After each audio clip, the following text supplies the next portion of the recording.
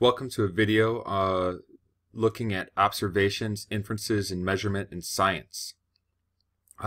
Scientists use these skills observing, inferring, predicting, classifying, and making models to learn more about the world.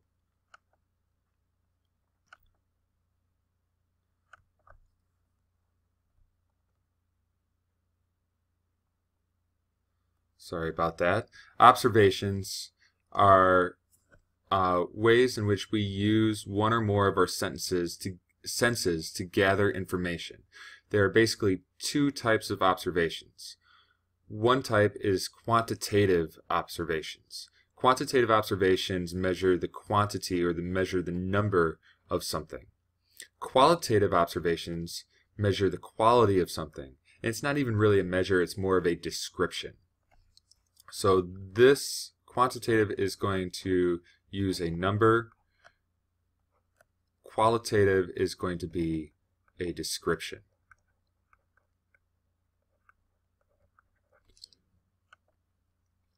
Qualitative observations deal with a description that cannot be expressed in number. Examples of this would be color, texture, smell, taste, and beauty. We can't measure any of these things with a number or with a unit, but we can certainly describe them in words. Take a look at this picture. Give 3 qualitative observations that you can make from this picture. Quantitative observations deal with a number or an amount, and they will always include a unit. Examples of this that we use in science a lot are length, mass, volume, temperature, and time. Take a look again at this same picture. See if you can give me a quantitative observation from this picture. Measurements are what we use when we make a quantitative observation. Measurements are nothing more than a number with an attached unit. We could measure the mass of a coin, for example, and if we measure a mass of a coin on a scale and it measures 5 grams, 5 is our number, grams is our unit. If we measure the diameter of a coin, maybe it would measure 2 centimeters in length. Using a ruler, we'd measure 2 centimeters, 2 being the number, centimeters being the unit. In science, we try not to use 4-letter words. Those 4-letter words are forbidden here. Inch, mile, foot, pint, yard, acre, those are words that we are not going to use when talking about measurements. And we never use the big F. The big F stands for Fahrenheit. We don't use Fahrenheit thermometers. We use Celsius thermometers. So make sure that we use metric when making measurements in the lab. I know that some of you don't like the metric system because we don't use it very often here in the United States, but the metric system is actually easier to use. It's based on the decimal system, and the units are scaled on multiples of 10. I've given you a metric conversion chart on this slide, and the base units will be things such as meters, which measure length,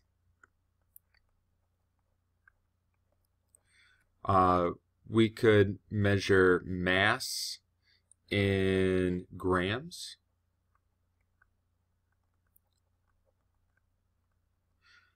For length, we would use a ruler, of course. For mass, when we measure in grams, we would use a scale or a balance. Or many times we'll use liters for volume.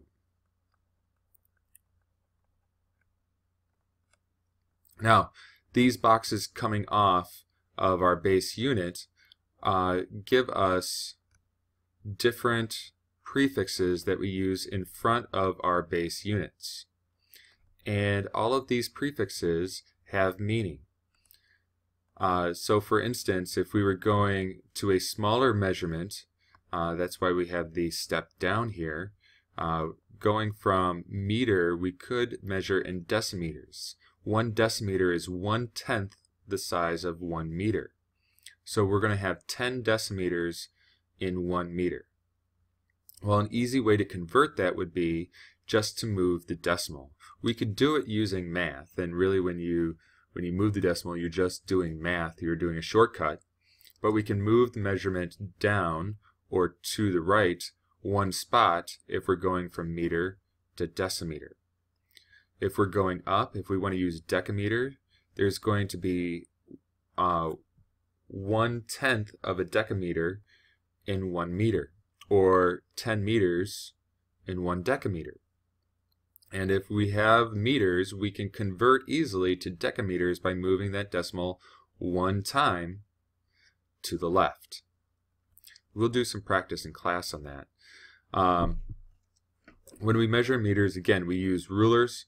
When we measure mass, we use a scale or a balance. But when we measure volume, many times we'll either use a pipette. This is a pipette. We'll use this several times this year. Or a graduated cylinder. We will also use graduated cylinders. And I want to talk about this just for a moment. I have a close-up view here, and this is very important.